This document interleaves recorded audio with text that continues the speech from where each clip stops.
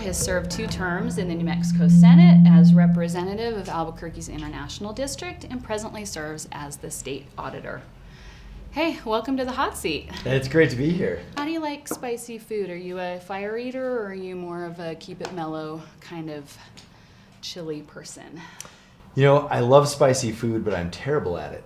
Okay. So it's, and also I've noticed as I've gotten older, my spice tolerance has gone down. So I'm excited to be here today Great. and see how this goes. Let's go. Let's go ahead and start with the first salsa, and I'll tell you that it is Holy Chipotle culinary sauce. You're doing this with me?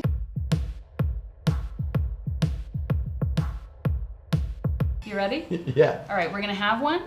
Then I'm gonna ask you a question. Okay. Are you ready? Yeah. You got your milk? I have milk just in case. All right. This is the baby stuff. This is the baby food.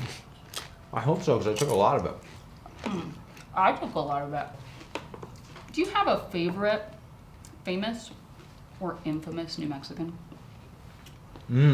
There are bizarre New Mexicans that I got to know a little bit, like this guy named David Cargo, who was this really bizarre mayor we had, and governor and then ran for mayor. And I was checking my voicemail because it was full from the campaign. I found a voicemail from David Cargo from 4 years ago, and he's passed away. He's dead now. So like the voice from the dead, perfect for Halloween, and it was very encouraging.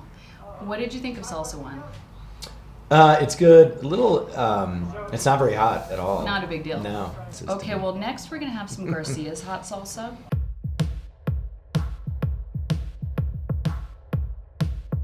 And I'm not watching how much you're taking. I'm gonna trust that you're not going light.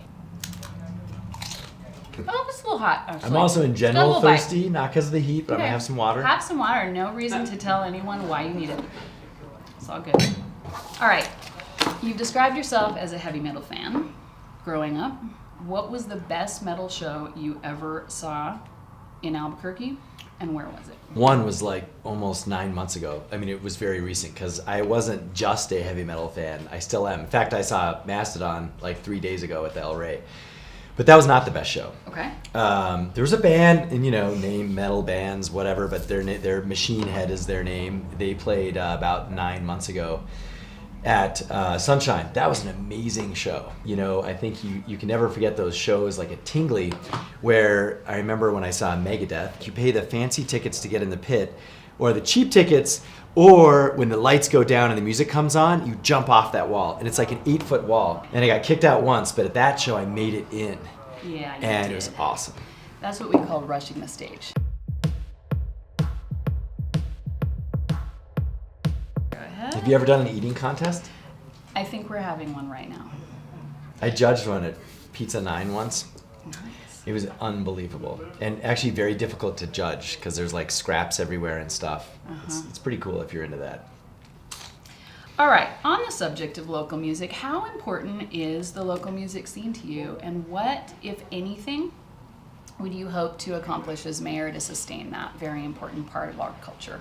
I'm very much an appreciator of what music means to both the musicians and the audience, and how in so many ways it's a reflection of the individuals, but also of our city. And so what I love is the broad range of music that we have. Let's actually do that. And let's use the same tools that we give call centers for creative arts and things like that. Really cool answer. It is time for you to eat some very hot salsa. Oh, are we skipping ahead? I don't think we need to skip ahead. I think it's gonna be hot.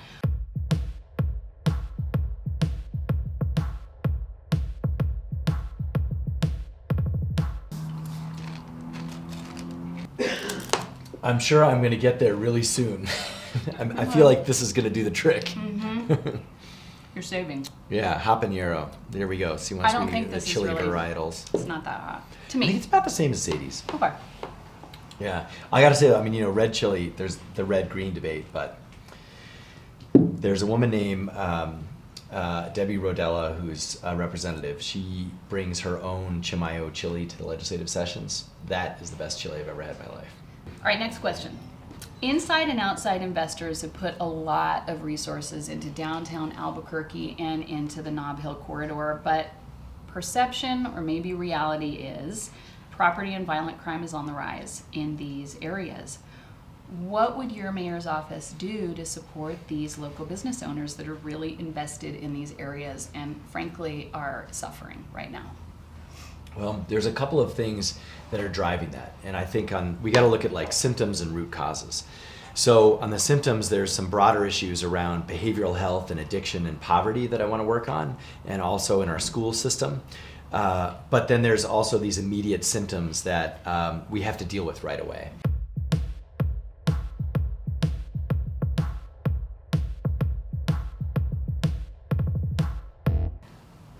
Just checking here, what we got? Yeah, sure. I think what we have now. Santa Fe Seasons. I think we have Santa Fe Seasons Chipotle.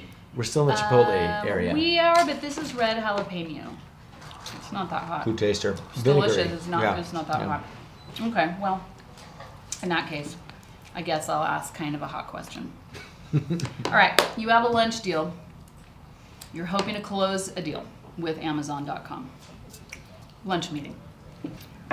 Where do you take them, and why? Wow. No, not going to be a right answer to this question. And it's not about that. I know, but I think, look, Well, you could start with chain versus local restaurant if you want. you Maybe. got to go local. All right. You, I think, have to showcase like what New Mexico is all about. So I would lean towards some of the purveyors of these salsas. And, whether we talk about Los Cuates or, Garcia's, I would go traditional. Yeah. But the challenge is you want to actually reflect our diversity in one meal. Right. So that's moving me more towards things like Matanza or somewhere that has like a more contemporary mixed menu. But then I got to say, I had breakfast today for the first time. I'd never been to Hotel Chaco. And that place is just amazing. So that also, you just got to think about just like, you just drop the hammer and like, this place is awesome. So I'd weigh those options. I know you wanted a specific answer. No, I think that was a satisfying answer. All right, we're not almost done, but we're getting near kind of the middle done. So I think it's a good time to have some Durans. Another bite.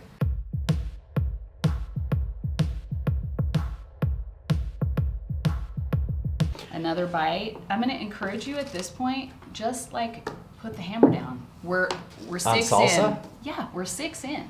Oh, I'm taking legit portions. I'm not saying you're not. I'm just saying you could really like just make No, no, it count. We don't have that much more. I feel like that's a time legitimate. together. I'll load up a little more. I'm down. Okay. Don't cave to special interests. Yeah, right, to peer pressure. Uh-huh. You know what this does remind me of, by the way, is doing shots when I was in college. And there's like a lot of peer pressure issues and, so I don't want to cave.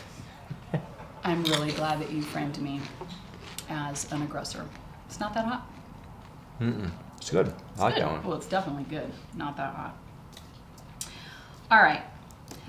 I think you're ready for a serious question. Sure. You've probably been ready the whole time. I hope so. Do you wanna have Because a- mayor's going to be a hard job, so Right. fire away. All right. What was the first experience in your life where you realized you had the responsibility to do something meaningful?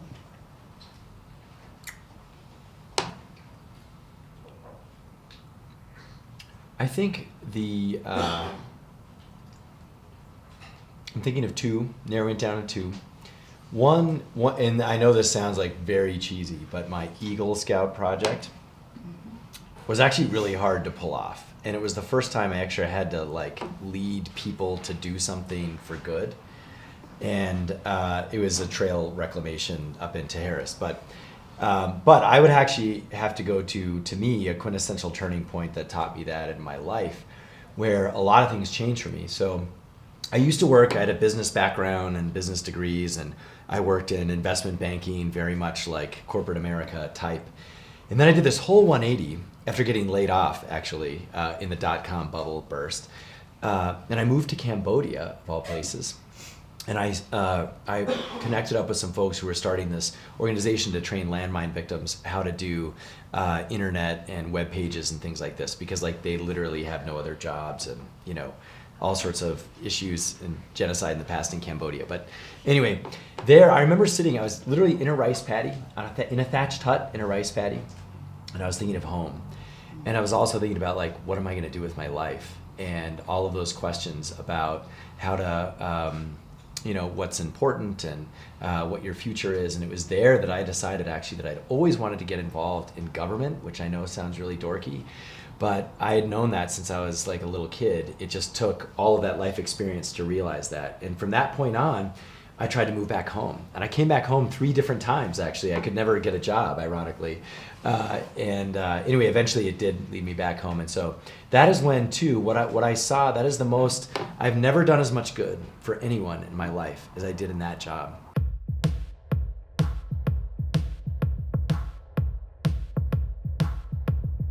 That is a sauce, not a salsa. Yeah, and we're going into the habanero category. We are. I noticed. Okay, so cheers to that. All right. All right. The Albuquerque Journal is perceived to have a right-leaning editorial perspective. How would you respond if you felt the Journal not that hot? It's mustardy. You'll like it. It's good. Hold on my question, okay? Okay.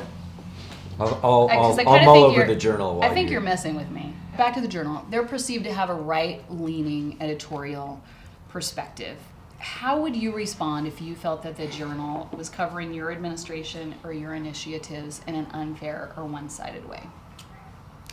I feel like this hits at home given my past coverage in the Journal. And so I've found that even when they do very negative stories on me, they also do good stories when I think we do the right thing in their eyes, which I admit is subjective. Mm-hmm. But I guess I've found them to be actually fair in many ways, even though they're definitely, I think, not representative of a lot of my ideas and philosophies.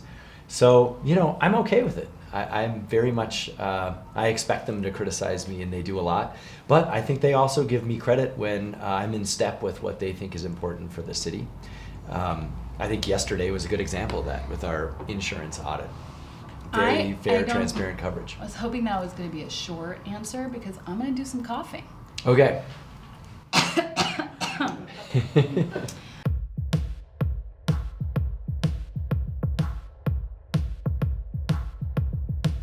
I believe it's called Dia de los Muertos. It is. Which means Day of the Dead.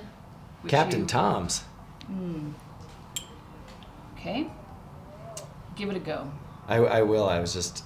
You're stalling. I get Baltimore, Maryland. it. I'm also stalling. Baltimore, Maryland. Interesting. All right. These are the ones that come up and really bite you, I feel. How much time per day do you spend watching YouTube? Not a lot. 2 minutes, maybe. Wow. Yeah. Did you know this is going to go on YouTube? I might spend a little more time. I certainly watch YouTube, but I think you asked per day. I think per week, I probably get in maybe like an 14. hour and a half. Yeah. So, but it, so usually that's one show, and then that's kind of about it. Yeah. Right. I do watch a lot of heavy metal covers by bluegrass bands. I don't know if anyone's seen this. They're unbelievable. I also love bluegrass. You should try the bluegrass heavy metal YouTube video selection. I'm going to. Yeah. That's a great tip. All right. Next question. In many cities such as Houston, the impacts of air, water, and soil pollution are felt disproportionately by neighborhoods where the people who live there are low income or people of color or both. Would you say Albuquerque is one of those cities, and what resources would your administration devote to making sure that our neighbors in the South Valley get the same access to clean resources as our neighbors in Tanawin? I think this is, I lived in Houston for a while, and I think you very much see that in that city, and they've come a long way on this. Look, they, for decades, still have less lighting than anywhere else in the city. My entire Senate district, with the exception of Tallinn Market, was a food desert. And it was sort of arguable whether or not that counted as a comprehensive market, which is a separate question. But there are all sorts of issues throughout Albuquerque where I can point to communities that are disproportionately underinvested in. And almost all the time, there's a correlation with income and ethnicity. And so we can even think about East San Jose, we can think about Martineztown, Barelas. And so I do think this is a major issue. And you see it even in medians. I mean, I could not get medians in the International District. I funded them, and they still wouldn't do them. And then they moved that money to other parts of the city. So I think we're long overdue to kind of recalibrate that and catch up in many areas. I think we also see it in our quality of community centers and senior centers. And so it's something I'm very sensitive to, and I know that is one, in fact, thing the mayor can control and work on. And I want to make sure that we're putting a lot of our older, underinvested communities first.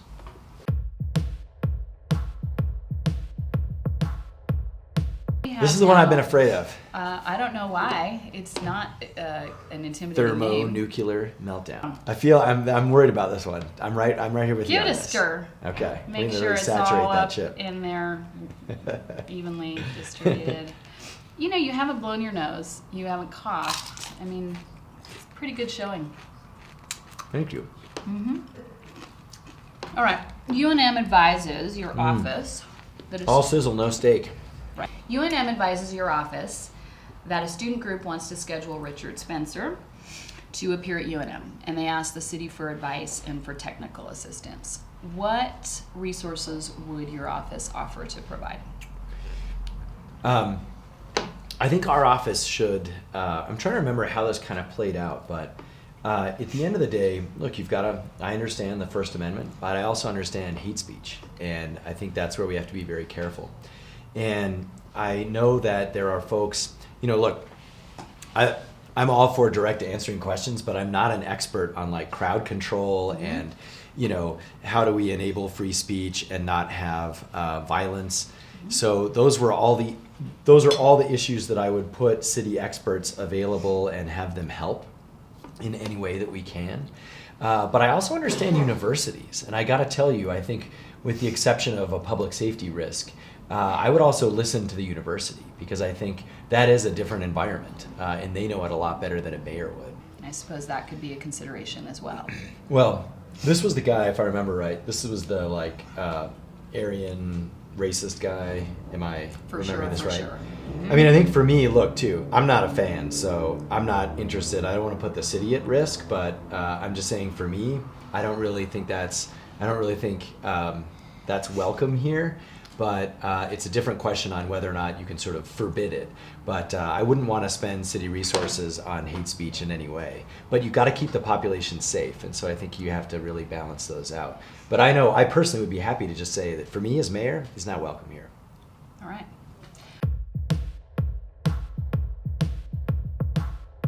This is it. We're down to the very last bottle.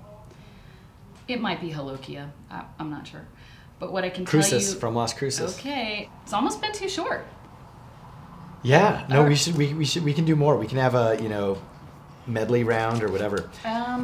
But it's up to you guys, to your forum. I think we'll just make this one count. And you're making me do this one first. I'm not. I'm all alone Nope, here. nope. It's okay. I'm I'll demonstrate I'm leadership all here. for equal access to fire. I said that, but I am watching you. It's hot. What book do you think every elected official should read and why? I'm not going to have a second bite. I don't know why I started a second bite, but I'm not either, because that's actually still going up a little bit. It is. Yeah. Up and down. I'm going to take a wait and see approach on this one. Books are Actually still very getting hot. hotter. It Yeah. is still getting hotter. And hotter. Wow. That is getting hotter. Yeah. Coming back at you. Yeah. Well, That's what this is for. yeah, I'm tempted. Just I'm going do to it. milk, because that's still getting hotter. Cheers. You know what? This didn't happen until number 10. Yeah, that feels better. Wow. Yeah. It's real hot. It's still there, too. I know. Just for the audience out there. Yep. That'll stick with you right there. Okay, so books. One, gosh, I haven't read a book in like 10 years because I'm dyslexic. And actually, it's hard. It just takes a long time. And I usually have to read audits, which take a long time, especially when you're dyslexic. So I listen to books all the time, like voraciously. I read one called American Nations, and that made me understand our country. And it basically talks about like, there were really, I think it was 12 different nations, but it touches on race, touches on our history, and that salsa's still coming through. It's in there. Yeah. And anyways, it's a really good read, and I thought it was also very balanced. So to me, it also made me understand American politics. It made me understand like JFK's election and civil rights, and also Trump. And I think if one book can sort of give you that foundation, it's important. So is whole milk. Yep. That's still coming. That's great. So do you want to talk about the second book, or do you feel like that's I've kind of good? forgotten the second book. So Right. we're gonna roll with that. I can't feel my hair. I like the myth of Sisyphus is kind of my favorite one. So I just think everyone should read that. Tim Keller, it's been a pleasure. This is State Auditor Tim Keller. I'm Rachel Higgins. Thanks for watching The Hot Seat, presented by Dukes Up, produced by Data, the Digital Arts and Technology Academy, and hosted by Siembra Leadership High School.